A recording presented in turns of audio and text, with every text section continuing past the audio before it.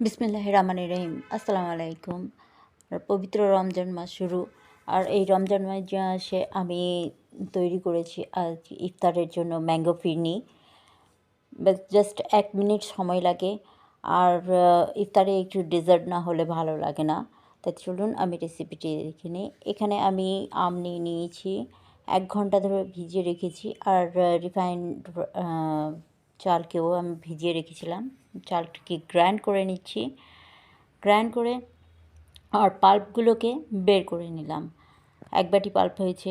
এখানে চিনি নিয়ে নিচ্ছি। যেহেতু মিষ্টি আম সেহেতু আর বেশি চিনি নিইনি, পরিমাণ মতোই চিনি। এখানে আমি দুধকে গরম করে নিচ্ছি। গরম যখন হয়ে যাবে, একটু ঘন হয়ে আসবে, তখনই চালটিকে দিয়ে দেবো আর চিনিকে দিয়ে দেবো। চালটি যেহেতু আপনার হয়ে আছে, গ্রাইন্ড করা ছিল, আর এভাবে নাড়তে থাকবে, না নাড়লে দলা পেকে যাবে। তারপরে আমটিকে দিয়ে দেবো।